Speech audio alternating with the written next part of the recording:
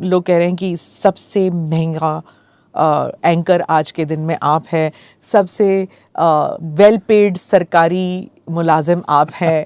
So tell me, is that true? सही है क्या? देखिए, तो मुझे पता नहीं कि सबसे महंगा हूँ या नहीं हूँ, आई डोंट नो, क्योंकि बाकी लोगों को कितना पैसा मिलता है पहले तो ये फिर हमें पता करना पड़ेगा कि बाकी जो एंकर्स हैं उनको कितना पैसा मिल रहा है. बट आई थिंक जितना भी पैसा मिलता है, हमारी इंडस्ट्री में कोई भी किसी को बिना उसकी मार्केट वैल्यू के या बिना उसकी डिलीवरी के कोई एक पैसा भी नहीं देगा. तो मुझे ऐसा लगता है कि जो भी पैसा मिल रहा है यहाँ या इससे पहले, मैंने उसकी एक एक पाई चुकाई है उस पैसे की.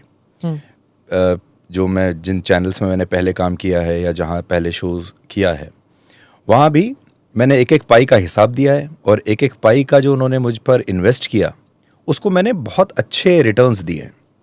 और यहाँ भी अब मान लीजिए अगर मुझे कुछ एक्स अमाउंट मिलता है तो मुझे बड़ी खुशी है ये बताते हुए कि प्रसार भारती को उससे ज़्यादा ही रिटर्न मिलेगा, और मिल रहा है. तो जितनी हमारी जो डील्स हैं मेरे शो की, डी कोड की, इस समय जो लॉन्ग टर्म डील्स हैं, उसके हिसाब से वो सारा पैसा प्रसार भारती को वापस मिल जाएगा. कैसे मिलता है, इन द सेंस कि आप कैसे ये तय करते हैं कि ये रिटर्न है?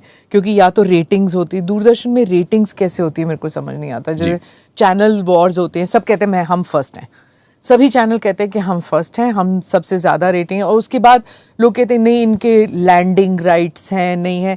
ये ऑर्डिनरी सिटीजन्स जो या व्यूअर्स हैं, उन्हें समझ नहीं आता कि ये कैसे हुआ. तो एक तो रिटर्न्स समझाइए ये टर्म, और दूसरा रेटिंग्स. जी, पहले हम रेटिंग की बात करते हैं. तो रेटिंग देखिए, टीवी का जो करेंसी है उसको हम कहते हैं बार्क रेटिंग्स. एक संस्था है बार्क, जो आम लोगों की भाषा में जिसको हम टीआरपी कहते हैं.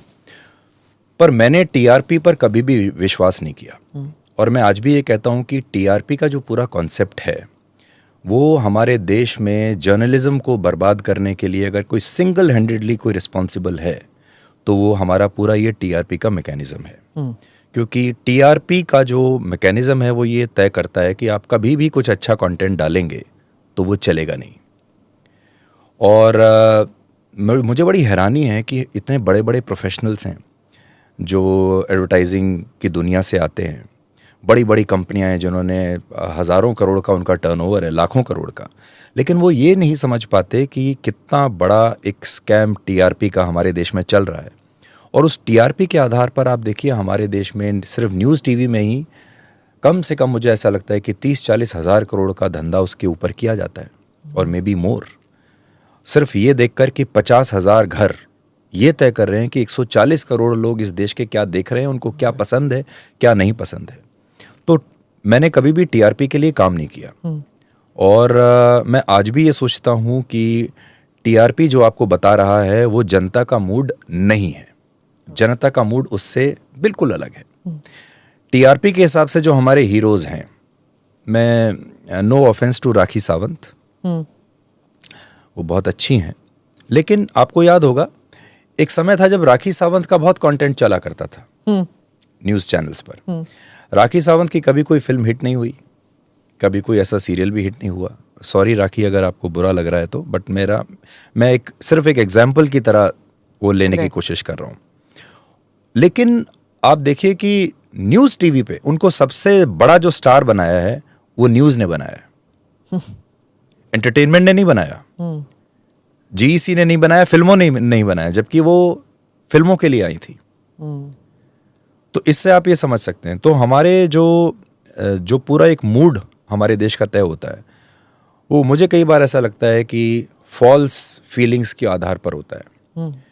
और सारे न्यूज़ चैनल्स आज उस टीआरपी के ट्रैप में फंसे हुए हैं. उनको ऐसा लगता है कि अगर मान लीजिए रशिया यूक्रेन वॉर पर टीआरपी आ रही है और रेटिंग आ रही है, तो आप देखेंगे कि सारे चैनल उसको दिखाने लगेंगे. जबकि आप सोचिए कि हम हज़ारों किलोमीटर दूर बैठे हैं.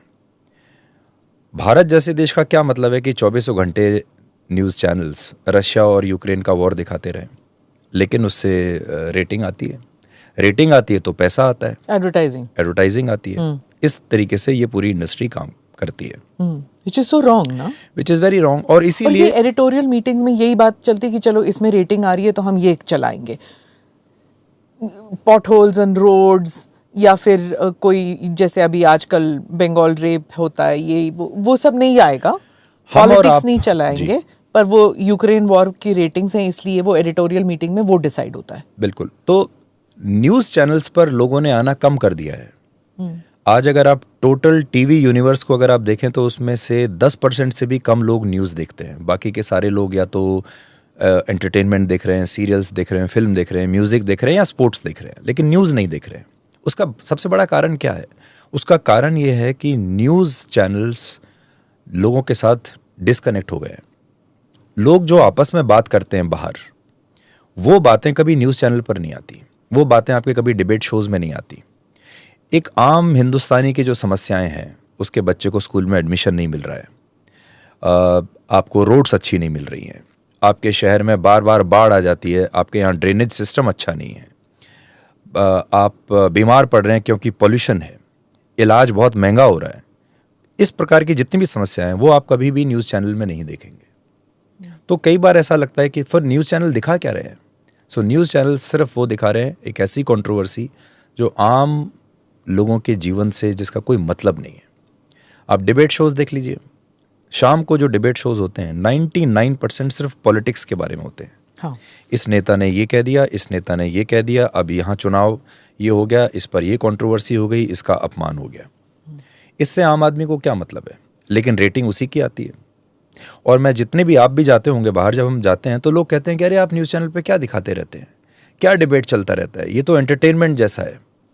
और लोग हमारी आलोचना करते हैं, फिर भी ये हो रहा है, और फिर भी लोग कहते हैं कि इनकी रेटिंग आती है, लोग यही